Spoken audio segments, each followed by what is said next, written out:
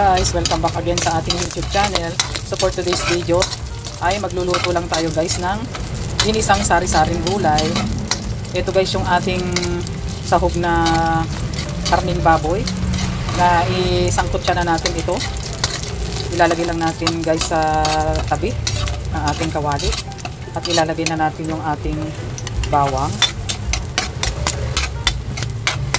Isunod na natin guys yung ating sibuyas.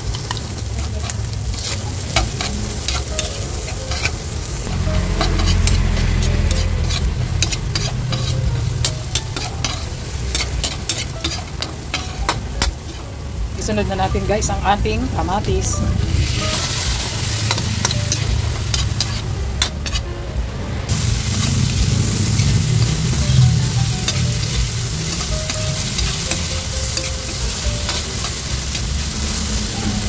Susunod na natin guys yung ating bagoong isda.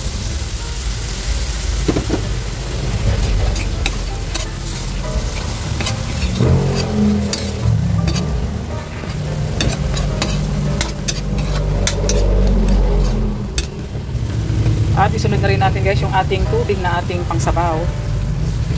At ito guys ay ating muna siyang tatakpan. Antayan natin kumulo. Ayan guys, kulong-kulo na. Ilalagay na natin guys yung ating mga kalabasa.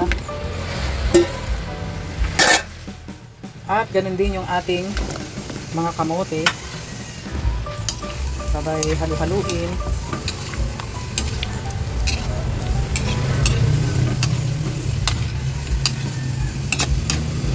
At ito guys ay ating tatakpan ulit para mabilis maluto yung ating mga gulay.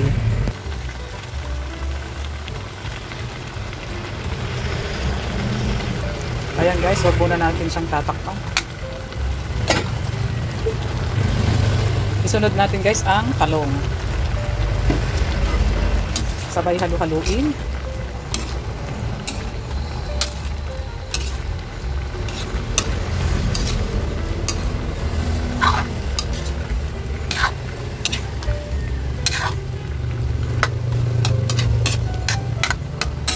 At ito guys ay atin siyang munang tatakpan.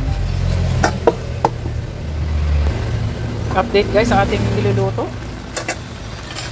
Halu-haluin natin guys. At maglalagay lang tayo guys ng konting pampalasa.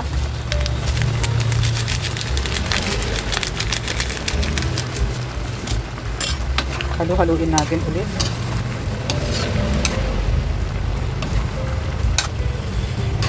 At sunod na rin natin guys yung last ingredients na ating saluyot.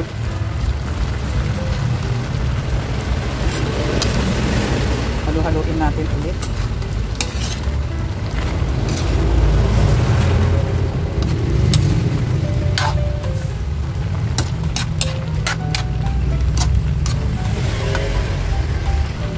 At 2 pirasong isda. Ayan guys. At ito guys ay ating muna siyang tatakpan. Update guys ulit sa ating niluluto. Wow. Luto na lahat guys yung ating mga gulay na inilagay. Kaya ayan na nga guys. It's done na ang ating ginisang sari-saring gulay. Kaya thank you for watching and don't forget to subscribe. Bye bye.